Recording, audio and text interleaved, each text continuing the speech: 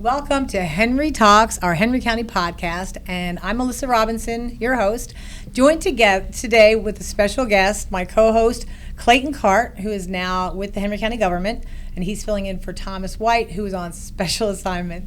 But our real guest today is District 4 Commissioner Michael Price. Commissioner, thank you for being here. Just glad to be here with you good. all. So we have a lot to talk about, but what I'd like to start with is talk a little bit about you. And when I say that, I know that you have a background in public works, and now as a commissioner, you're dealing with a lot of issues in public works. And you said something interesting at the meeting the other night, that you have a serious appreciation for people in public works and how this process goes. Can you kind of expound on that a little bit? Yes, being a public works or DOT employee for 12 years, I was in the weeds, if you will. Specifically, I worked on the paving crew for the majority of that time.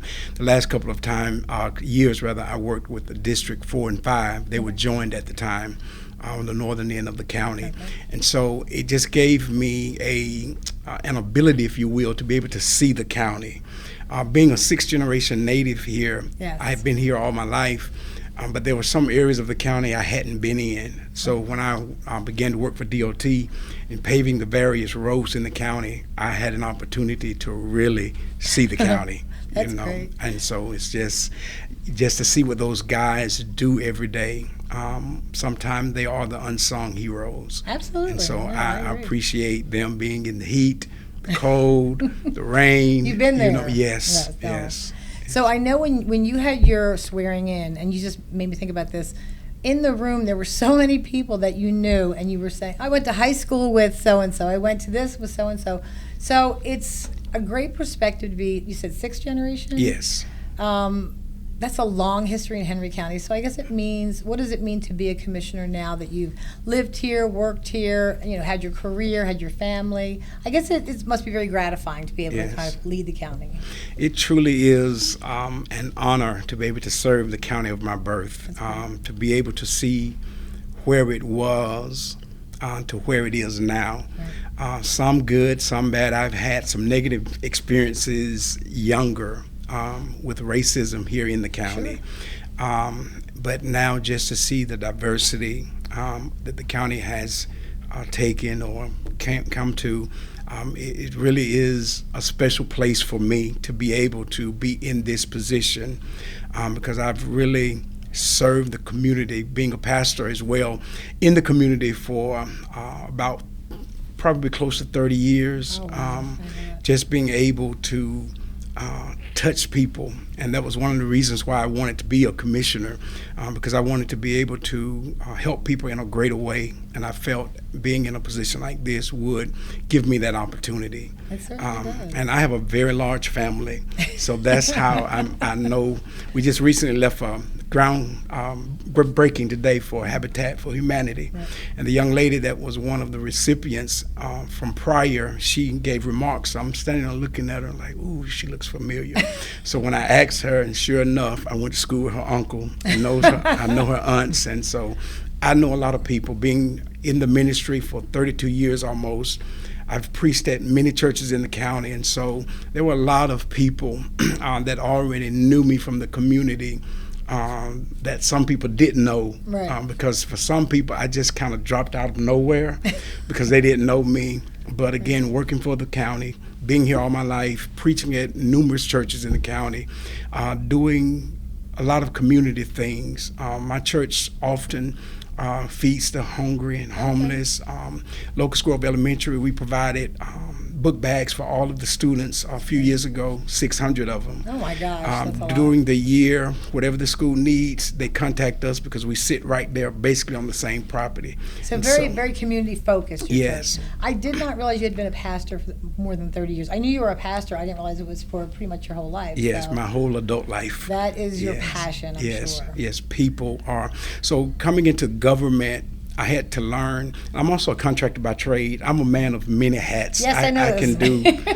I've gone to you for photography assistance. If you name it, I probably have done it or can do it. And so people is what I've always done. So the politics part, and I don't like to call myself a politician. I like a public servant. but just learning, the zoning procedural laws, those different things like that, I had to kind of, navigate around. Sure. But just dealing with people, I've my whole adult life. Well, it's a learning curve coming into this realm because you knew it as a resident, you knew it as a taxpayer, you knew it as a pastor, you knew it as an employee of the county, but it's so different when you're in here because then you really do see the process. Yes. And it's a very verbose checks and balances process. Yes. It's not like private industry where you just No. hire somebody, you have to do Right. the bidding and all that. Yes, government works slow. It is, government works very slow, I'm glad you said that. But that's a good thing Yes. because when you're dealing with public dollars, you don't want to make rash decisions. Absolutely. There needs to be those checks and balances in place so that the people's money is really being governed, if you Yes, will. no, yes. And I know for some it doesn't seem that way, but the truth of the matter is there are checks and balances. Yes, you and know. necessary. That brings us to one of our pillars. What pillar is it? Do you know, Clayton? Fiscal stewardship. Very good, Clayton. Oh, wonderful. Well, since we're talking about fiscal stewardship and the process of government, let's talk a little bit about a big project that's going on right now. Is it repaving project? Repaving, yes. Repaving project, and where's that happening? So the county is in the process of repaving Hudson Bridge Road, Eagles Landing Parkway, and a section of East Lake Parkway. Okay. That's a long time coming, right? Yes, so those of us that have been around Henry County a minute will remember in A minute. the 2010, 2011 timeframe, the county actually 4-laned and 6-laned Eagles Landing Parkway during the Great Recession and using some SPLOST 3 and stimulus money. And so it's been about 13, 14 years since that asphalt was laid down, and now it's time to resurface it and replace it. So we have this guy who's a wealth of information about, I think in 2000 you said 10? Or in elementary school maybe? I don't know, like high school. I think I would have been in middle school. Right, okay. I was Yeah. gonna say. So I know this is a big project in your district because Yes. it's all around the hospital and it's around all these businesses. Yes, So what- heavily traveled. Yeah, so that's going to be an important, I guess a project important just for connectivity and mobility. Yes. Are you, I guess when you're talking about that project, I know you have other things going on in your district, other repavings, but these big projects seem to take a long time. Yes. He was saying 2010. It's happening now, and then do you know when it's going to finish? Somebody must know when it's going to be. Yeah, so the contractor is thinking about a month. They are working at night, so many of us Oh, may yeah. not see They them work at out night. there, but when we get up the next morning to go to work, you'll see freshly paved asphalt from the night crew. When you go out in the morning, the contractor will be working from Hudson Bridge all the way Eagles Landing Parkway, East Lake, several miles of 4- and 6-lane roadway. Wow. Yes. And I've been there working at night. And the reason is so that traffic will not be hindered during the day. Right. Which I think is really Absolutely. smart. I think that's a It great idea. is. So we would work at night. One of the ones I remember us doing was Walt Stevens. Okay. So those heavily traveled roads, it would be a mess if you tried to do that during the day. Yes. Oh, So while everybody is asleep, those guys are up working. Is that all throughout tough working night. the night shift like that? Because it's It is because you have the inability to see as well, okay. or not being able to see as well as you could during the daytime. Well, they have the big bright lights on there, and it's also an adjustment for your schedule too. These guys working at night. Yes. I mean, yes. it's And even with the lights, nothing beats sunlight.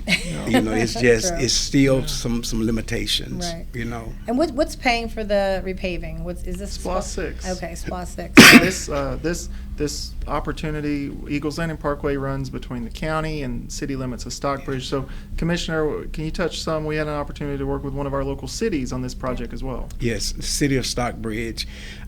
We thank God for this partnership because, as we often state, that the citizens are not looking at city and county boundary lines. Right. They are just looking at the continuity of the road. They want to make sure that whether they're in the city limits or the unincorporated, that the road is smooth. Right, that's you know. absolutely true. And so I remember when Hudson Bridge was just a 2-lane bridge. Absolutely, yeah. And it was a madhouse. Yeah. And so whenever we are, resurfacing, we're trying to put down material that will handle the traffic load. And I think sometimes some of our roads are failing because they are very old, Right. and they weren't paved or constructed in the way they should have for the amount of traffic. And so now, as we're going back doing these resurfacing projects, we're doing what we call the FDR, the full depth reclamation. Okay, I've heard that term many times. Yes. So it makes a solid base, and once that base sets up and you come back and put your topping on it, then that road will last almost Solid. forever. Okay, good. Yes. No, that's great. What was that top technology available back in the day, or no? Is it relatively in the last It couple was. So what I remember, I left DOT in 2013. Oh, okay. I think it was 2013, 2014. That wasn't really that far long ago. No. But okay. 10, 11 years ago, Yeah. maybe. But they used to do that, but then they would come back and take a core sample. They would take a drill, and they would drill down into the core and take that core sample and measure it to make sure that all of the materials that's part of that core is in the right measurements, that they had the right amount of GAB, which is like the crushing run, and then whatever base material, whatever topping material, just to make sure that it had the necessary depth that it needed. So it's all a process. And I think people, you know all about this. You know all about this. Most people don't think that deeply about a road. Honestly, they don't think about the testing that takes place, taking a piece. But there's a whole process to it, and it's important to get it right, I guess. Yes. Yeah, absolutely. And residents often wonder, well, how does the county determine which roads to resurface? And the county Department of Transportation actually contracts with a third-party company to score each road. Each road has a score between 0 to 100, and so the goal of the county is to be resurfacing the worst roads throughout the county, and we use that scoring, which is actually in the process of being updated, Yes. so that we'll have the most recent, latest numbers to work off of. And I just shared that with a constituent yesterday. Their road is bad. Sometimes whenever we see our road, we think our road is the worst, Right. whether it is or not. So I just shared with them that our scoring system numbers or scores each road, and we're working from the worst roads to the better roads, and eventually we'll be able to cover the entirety of the Right. county. Yeah. But we have to start with those that have scored the lowest first. Right, yeah, and it's a process. It takes time to do that. Yes. Speaking of constituents, I guess you do hear a lot from your constituents. What are some of the things that people are telling you that they'd like to see or that they want you to address? Is there any, like, one or two big topics that they like to pinpoint? Yes. Can I guess what it is? No. We all probably can. Most constituents that reach out want us to unilaterally stop development. Okay. And unfortunately, many don't realize that Henry County is a political subdivision of the state of Georgia, Okay. which means that we have to abide by the laws of the state of Georgia. I read so much, people saying, y'all don't listen to us. Well, we listen to our constituents, but at the same time, we are bound by the laws of the state of Georgia. Right. I told one constituent, that we took an oath not to the people, but to the Constitution of the state of Georgia. Right. And so Henry County is what we consider a Dillon's rule, which means that the county does not or do not have rights except for those that are expressly or explicitly given to them by the state. I never heard that. That's so interesting. Yes, so there are some things they do allow us to have home rule where we can make certain laws that affect our particular jurisdiction. But for the most part, it's Dillon rule, which means you do what the state tells you you can do, Right. and you don't do what the state tells you you can't do. Well, there's a reason for that. It's Yes. so that there's no agendas. People are guided by these principles. Yes. And I tell people it's like the homeowner association. Every home in that association is its own entity, but you still have to abide by the laws of that HOA. That's And right. so Henry County has to abide by the laws of the state of Georgia. It's a good reminder for people, I think. I know you and I have talked about that too. The state has certain laws that we've talked about a couple of things that you don't like about state laws. So I think that, Yes. but I think it's important to have that guiding. Yeah, principle. absolutely. So the zoning procedure law is set by the state, and it outlines the process for counties and cities to follow when considering a landowner's request for rezoning or development. And the county has what's called the Comprehensive Land Use Plan, which helps provide that guide and that overarching plan of what does development look like to, so that landowners can know what is a possibility that they can do with their land. Yes. And these things have to be submitted to the state, because I know sometimes people think we as a county just do what we want to do, Right. and it's not that. We have a watchful eye watching over us as well, and so when we do our SPLOST projects, because I know there was a big push to not vote SPLOST, but if we hadn't, we wouldn't be able to do these upgrades and road projects. But these, narratives or myths that are put out that the county is collecting SPLOST money but not doing what they say they're going to do, we have to submit that information to the state so they'll know what we are doing. Yeah, I mean, it's definitely a great checks and balances. Yeah. Speaking about SPLOS projects, Clayton has been busy updating all of our SPLOS pages. Tell a little bit about that project, because if somebody wants to know about SPLOS, they can go to our website, directly to our website, and find a project or find a page, right? Yeah, absolutely. So the voters approved SPLOS 6 last November Who are you looking at? Nobody's over 2024. there. She's here. Don't break the fourth wall. All right. No, okay. So the sales tax program for that program officially started on April 1st, 2025. Since then, the Board of Commissioners has been considering and approving SPLOS 6 items at practically every board meeting the last couple months, starting to make headway on those SPLOS 6 projects. And residents of the county can learn more at henrycountysplos.com.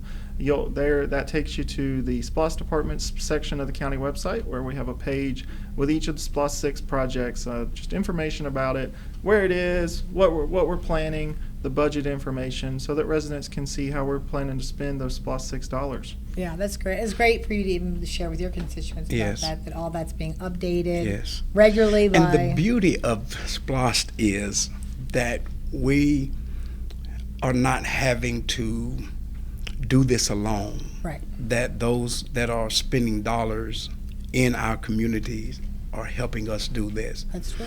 And for those, there are some who were thinking that this was a new property tax. That it's not a new property Right. tax. That's right. It was the continuation of an existing sales tax. Right.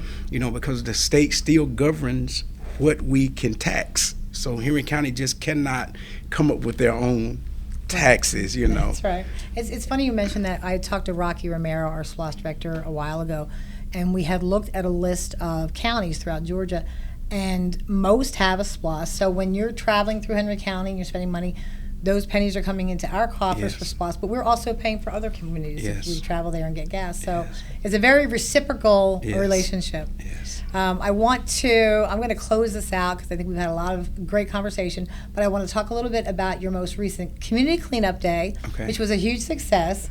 And I know that littering, anti-littering campaigns are really big right now. We're trying to get the county to stay clean, people to pick up. So how did that day go for you? It went awesome. Okay.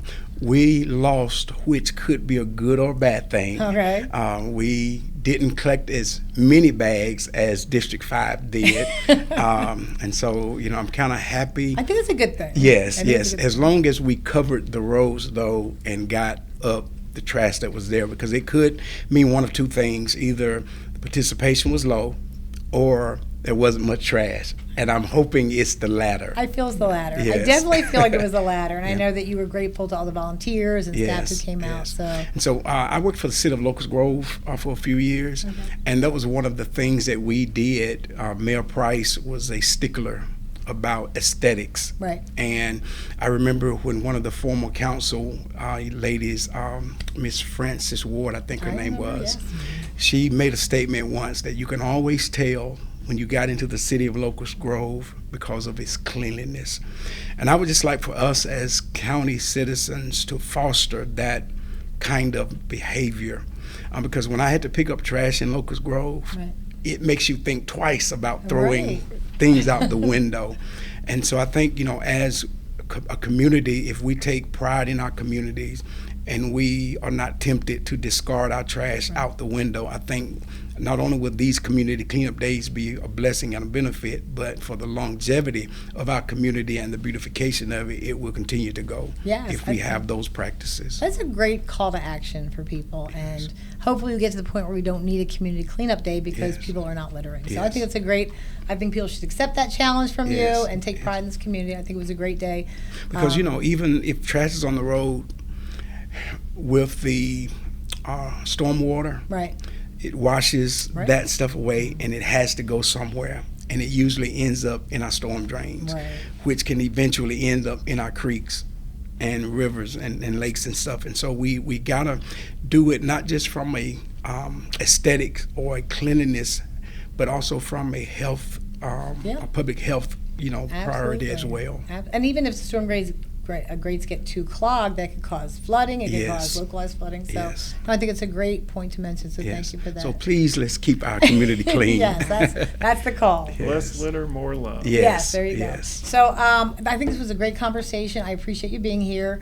We're going to sign off for now. I Okay. want to thank you, Mr. Cart, for being here with Thank us you. talking about transportation. He is so smart. He's so smart, and he's just a wealth of information, and he's Yes. only 12, so he's really smart. No, but thank you for being here, and I want to thank everybody for listening and watching to this, and hopefully we'll see you next time on Henry Talks. But what we like to say at the end of this, Henry cares, Henry committed. Okay, thanks, and we'll see you next time. Thank you.